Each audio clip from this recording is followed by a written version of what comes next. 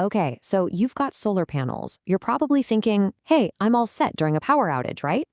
Well, what if I told you that for most people, the moment the grid goes down, so do their solar panels? It's kind of a shocker.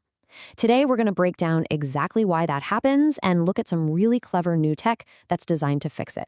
Let's get into it. I mean, it just makes sense, doesn't it? You look outside, the sun is shining, your roof is literally covered in these things designed to soak up all that energy. So yeah, when a blackout hits the neighborhood, your lights should stay on while everyone else is scrambling for candles. That's kind of the whole point of getting them in the first place for a lot of people. But, and this is a big but, it's just not that simple. And here's the kicker. For almost all standard grid-tied solar systems, the second the grid fails, your system shuts itself off. Poof, gone. And there's a really important reason for this. It's all about safety. You see, you don't want your panels pumping electricity back into down power lines while utility workers are out there trying to fix them. That would be incredibly dangerous. So you're left in the dark, just like everybody else. It's this weird blackout paradox. So that's the problem. But what if there was a way around it? A way to actually use all that sunshine when you need it most, but, and this is key, without having to shell out for a huge, expensive battery system. Well, that's exactly where this new tech called sunlight backup enters the picture. And the way they explain this is actually pretty brilliant. I love this analogy. Think about your home's electricity like it's water, okay? A normal solar setup is like a hose that only works when the city's water is on, when the grid is on. A battery system? That's like having a giant, expensive water tank in your backyard. But this sunlight backup idea, it's like a fountain that's connected directly to a natural spring. As long as that spring is flowing, as long as the sun is shining, the water runs. It's simple, it's elegant, and you don't need that massive storage tank. Okay, so how on earth does it actually pull this off? Well, the magic really comes down to two key pieces of the puzzle, the inverters and a special piece of hardware they call the system's brains. So your typical solar setup has one big central inverter. It's like a single bottleneck. If that one box shuts down, all of your panels go dark. But a sunlight backup system is different. It uses what are called microinverters, a small one tucked under each and every panel. And that, right there, is the game changer. These little guys can be individually controlled to stop feeding power back to the grid and, instead, safely divert it right into your house. All right, let's walk through the play-by-play. Step 1, the sun hits your panels, generating DC power. Step 2, right there at the source, those microinverters instantly convert it to the usable AC power your house runs on. Then, and this is the cool part, the moment a blackout hits, that brains unit senses the grid is down. It acts like a digital traffic cop, instantly throwing up a roadblock to disconnect you from the grid and redirecting all that solar power safely into your home. Yeah, this brains unit really is the hero of the whole story.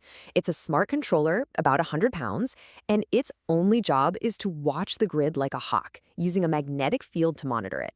The instant it detects a problem, it jumps into action, safely cutting you off from the grid so there's no danger to the line workers. And just to give you a sense of scale, the system we're talking about here is a 5.5 kilowatt array, which is a pretty common size for, say, an urban townhome. Okay, this all sounds incredible, right? But there's a reality check.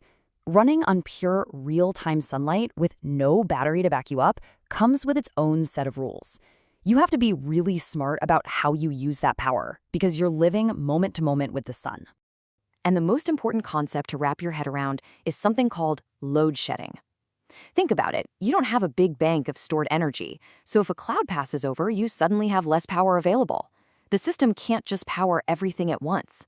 To keep from overloading itself, it automatically and intelligently turns certain circuits on or off, depending on exactly how much sun is hitting the panels at that very second. So here's what a typical day during a blackout might look like. At 9 a.m., as the sun's coming up, the system gets just enough juice to fire up the most important appliance, the fridge. Then, by 1 p.m., when the sun is high and bright, you've got a lot more power. Now the fridge is running, your kitchen outlets are live, and some lights are on. But as the day winds down, say around 6 p.m., and the sun starts to set, the system begins shutting those loads again, automatically shutting things down until the sun comes back tomorrow. What this really means is you've got to make some important choices before an emergency happens. You just can't power your entire house this way. So what you do is create a special essential loads panel. You'll sit down with your installer and pick which circuits are absolute must-haves during an outage. And the common choices are usually pretty practical. The refrigerator so your food doesn't spoil, some key kitchen outlets for a coffee maker or to charge your phone, and maybe the lights in your master bedroom. All right, let's get down to the bottom line. What does a premium feature like this actually cost? And, is it a smart move for the long haul? Okay, so right now we're talking about an extra $6,000 to $7,000 on top of the cost of a standard solar installation. Now look, that's not cheap. It's definitely a premium. But you have to remember you're paying for a feature that, until very recently, was basically impossible to get without buying a very, very expensive battery. But here's the really smart part about this. The whole system is designed to be future-proof. It comes with a battery hookup already built right in. So down the road, when battery prices inevitably drop, or maybe your family's needs change, adding that energy storage is apparently extremely easy. So you're not just buying a feature for today, you're really investing in a platform for tomorrow. And it's really important to remember this. 99.9% of the time, when the grid is up and running just fine, this system behaves exactly like any other grid-tied solar setup. All that extra power your panels are making, it's sent back to the utility, and you're racking up energy credits. Those credits then offset the cost of the power you have to pull from the grid at night. So you really do get the best of both worlds. So let's bring it all back to that fountain analogy one last time. When the sun goes down, sure, the fountain stops. But the whole point is that you got to enjoy that fresh, running water all day long without having to buy that massive, expensive storage tank.